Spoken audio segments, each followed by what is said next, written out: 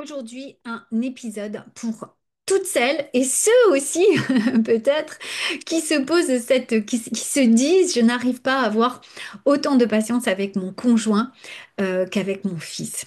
Peut-être que tu fais partie de ceux qui pensent que euh, qui se sentent anxieux peut-être aussi euh, face à certaines réactions qu'elles peuvent avoir et qui se jugent d'avoir certaines réactions parce que peut-être que la tête dit mais tu devrais quand même être parfaite. Si tu arrives à le faire avec l'un, tu peux le faire avec l'autre.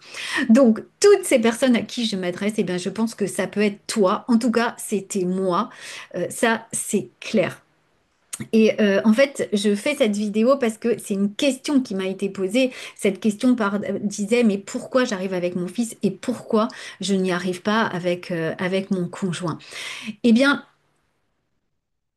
peut-être que toi aussi tu fais partie de ces personnes qui ont longtemps cru qu'elles devaient être irréprochables, douces, disponibles, patientes avec tout le monde et peut-être terrorisées aussi à l'idée de mal faire et donc qui vont se comparer à d'autres personnes et qui vont comparer d'autres situations.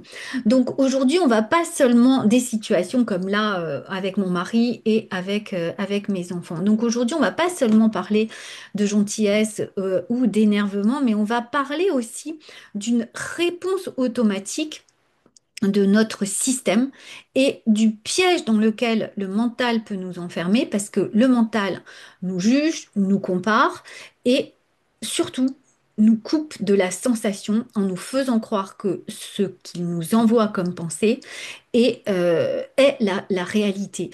Donc, je voudrais aussi qu'on voit dans cet épisode comment on peut revenir au corps pour laisser simplement circuler ce qui est là, sans y mettre des mots qui nous enferment et qui nous font mal et qui nous font peut-être nous sentir coupables. Donc déjà, je voudrais poser comme première intention que comprendre que déjà la relation est complètement différente. C'est-à-dire que le comportement que tu vas avoir avec ton fils, tes enfants ou ton conjoint, mais c'est complètement différent parce que tu n'es pas dans la même part. Si tu veux, on a tous des parts différentes. Donc, avec ton enfant, tu vas agir avec une certaine part, avec ton conjoint avec d'autres parts, et tes attentes seront complètement différentes. Tu n'attendras jamais que ton enfant vienne te rassurer, combler tes manques ou quoi que ce soit, alors qu'avec nos conjoints, c'est souvent ce qui se passe. Moi, il m'est arrivé très souvent, et je suis sûre que toi aussi, de rentrer à la maison, ton mari te pose une question totalement anodine, et là tu réponds avec agacement, et 2 minutes après, tu te dis, mais c'est pas possible, pourquoi j'ai fait ça? J'ai été sympa avec tout le monde toute la journée, et là, pourquoi? Et bien sûr, tu te sens coupable. Et bien sûr, l'autre va te dire, mais pourquoi tu t'énerves? C'est juste une simple question. Et ton mental, le mental qui t'a lui-même envoyé cette expérience, d'accord, de faire ça, te juge en te disant, mais enfin, tu ne sais pas te contrôler, apprends à te contrôler. D'accord? Donc, avant, moi, je pouvais rester coincée dedans. Voilà. Je pouvais rester coincée dans cette idée que, ben oui, je devais être en contrôle. Voilà. Aujourd'hui, j'ai compris que ça, c'est l'histoire que le mental, l'activité psychologique de mon mental raconte, que je peux être en contrôle. Mais en réalité, on n'est pas en contrôle de ces énergies qui sont autour de nous, qui viennent aussi de notre histoire, et on n'est pas en contrôle de comment elles vont nous traverser. Par contre, on est en contrôle de toute l'histoire qu'on va se raconter après. Voilà, enfin, en contrôle, et encore, je ne suis même pas sûre. Voilà. Mais par contre, lui, le mental nous fait croire qu'on peut contrôler tout ça. Non. En fait, c'est vraiment ce que tu ressens à ce moment-là. C'est vraiment une porte, en fait. C'est vraiment pour aller comprendre, OK, qu'est-ce qui est là? Qu'est-ce que je peux aller ressentir au lieu de croire ce que le mental va te raconter. Je me répète. Je me répète sciemment parce que plus le mental entend ça, plus tu peux vraiment comprendre ce que je dis là en ce moment. Donc, en fait, quand tu es avec ton enfant, certaines voies d'attachement vont s'apaiser. Et avec ton conjoint, ou s'activer d'ailleurs aussi. Et avec ton conjoint, il y a certaines parts de toi qui sont activées et certaines parts de toi qui veulent être rassurées. Et le mental, lui, il va dire, mais enfin, c'est insupportable, tu devrais pas commencer ça. Alors, pourquoi, d'où ça vient tout ça? Eh bien, ça vient de notre histoire, bien évidemment, ça vient de nos conditionnements, c'est-à-dire que très jeune, on a appris que pour être dans le lien avec nos parents, surtout parce que c'est avec nos parents qu'on ne peut pas couper le lien quand on est jeune. T'imagines, si tu coupes le lien avec tes parents, bah, t'es seul, quoi.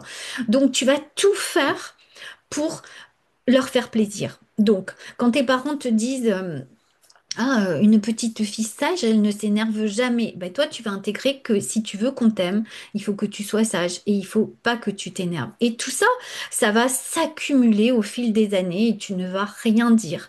Alors, quand tu es jeune, c'est génial parce que ce comportement-là, bah, t'a mis en sécurité, t'a aidé à rester en lien avec tes parents, avec tes proches, quoi. Mais quand plus tu avances en âge, et là, ça ne te sert plus parce que ça te coupe de tes sensations et ça te coupe de qui tu es vraiment. Parce que, bah, parce que tu es dans un rôle que tu as répété toute ta vie. Et ton système pense encore que c'est pour te protéger qu'il fait ça. Donc, au niveau de ton identité, tu imagines, tu vois, il va y avoir des conséquences au niveau de ton identité. Bah, tu sais plus ce que tu veux vraiment, déjà. Voilà. Tu vois, ça va donner des personnes comme moi qui disaient, ouais, mais en fait, je sais même pas ce que je voudrais vraiment. Tu vas te définir aussi par exemple, par ce que l'autre attend. Et dans tes relations, tu peux être en hyper-vigilance, tu peux être du genre à vouloir toujours éviter les conflits, tu peux avoir un sentiment d'injustice silencieux, mais tout ça, ça se fait de manière inconsciente, tu vois, tu le sens même pas.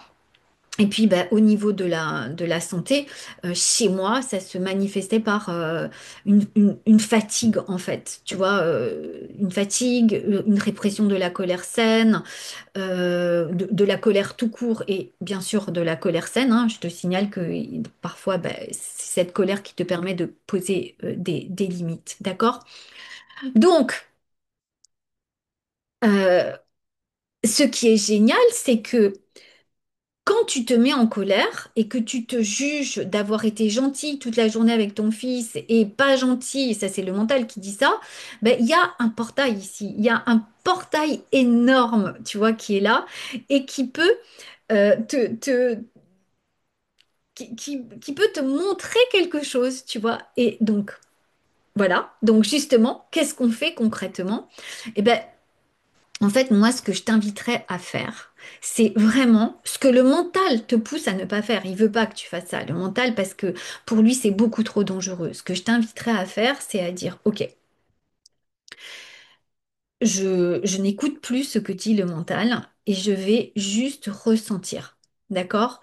Je ressens juste ce qui est là. Et quand je ressens ce qui est là, je suis juste dans la sensation. Je ne dis même pas, je ressens une émotion forte, c'est lourd, c'est machin. Non, juste la sensation.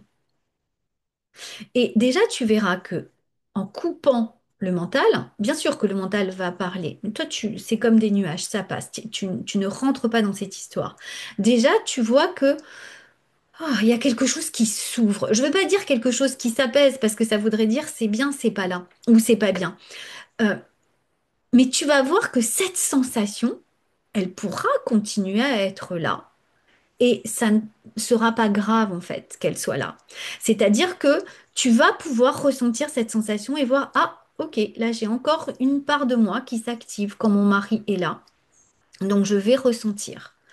Et peut-être que en ressentant, tu vas voir une part qui a besoin de plus d'amour, qui a besoin de se sentir reconnu, qui a besoin de se sentir validé, qui a besoin de se sentir plus aimé, et qui peut-être aussi une part qui a énormément donné toute la journée avec son enfant et qui à la fin de la journée dit ouais c'est bon stop là maintenant. Voilà. En tout cas, des choses vont se passer, des choses peut-être. Moi, quand je fais cet exercice, je sens que d'un coup, ça s'ouvre, pouf! Et c'est là, je sens vraiment que la joie à ce moment-là arrive. Il y a quelque chose de toujours très joyeux en moi. Euh, Tu vois, parce que derrière tout ça, il y a qui tu es vraiment. Il y a l'être véritable qui sait que ce que tu ressens là, c'est pas toi. Ce sont tes conditionnements, ton éducation et les pensées que t'envoie le mental. D'accord? Donc vraiment, moi, ce que je t'invite à faire, et ne va pas t'imaginer que ça va, une fois que tu l'auras fait, ça sera fait pour toute la vie. Non, ça va revenir sous une autre forme, pour une autre raison. Mais c'est pas grave, c'est OK. À chaque fois, tu pourras le revivre. Et ça, c'est ce que je répète souvent à mes clientes. Je leur dis, ne vous imaginez pas que ça sera fini une fois pour toutes. Si ça l'est, tant mieux. Mais si ça revient, c'est tant mieux aussi. Allez, encore une bonne occasion d'aller ressentir et de voir, ah, ok, c'est là. C'est ok. Je peux tout ressentir parce que je suis en sécurité avec moi. Mon mental, lui, me fait croire que non, non, non, non, non, tu peux pas ressentir ça. C'est beaucoup trop dangereux.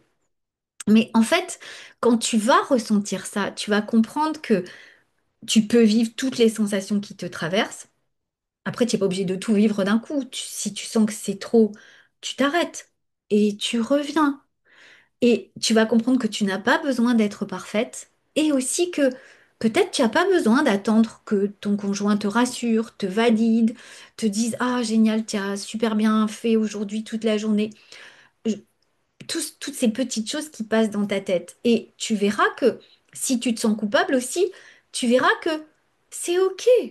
Parce que tu n'es pas en contrôle de tout, même si le mental te fait croire le contraire. Donc, ce thème, ces thèmes-là, ce sont vraiment des thèmes qu'on aborde dans les coachings du salon, dans mes coachings en général. Et en ce moment, vous savez qu'il y a le salon avec l'abonnement mensuel. On peut se retrouver chaque mois. Alors, chaque mois, j'essaye d'aborder un thème différent avec des coachings qui tournent autour de ce thème. Ce mois-ci, on est vraiment dans le comment retrouver la joie après le départ des enfants. Mais le mois prochain, on va aborder justement les relations avec nos conjoints. Ça, c'est vraiment typique des relations qu'on peut avoir avec notre conjoint. Une question qui m'a été posée, c'est je l'aime, mais pourtant il m'énerve et je me pose beaucoup de questions alors que je l'aime. Est-ce que ça veut dire que je ne l'aime pas? Voilà. Tout ça, on l'aborde dans le salon et vraiment, on fait de la pratique parce que plus tu vas faire ça, plus le mental moins le mental va t'envoyer tous ces signaux et tu vas comprendre que tu es déjà assez, tu n'es pas nul, tu vas cesser de te comparer ou même si tu te compares, tu vas voir la comparaison, tu vas dire, ah ouais, ben voilà, c'est OK. Voilà. Et le reste, c'est vraiment de la pratique. Donc, si ça te parle, tout ce que je te dis, eh ben, rejoins-moi dans le salon. Tu trouveras le lien dans les commentaires. Sinon, tu peux aussi m'écrire en privé. Je te dis à très très très vite. Et j'espère surtout que cette vidéo t'a plu, que tu y as trouvé des réponses parce que de toute façon, il y en a pour tout le monde. Et si tu as des questions, je te le redis, à très vite.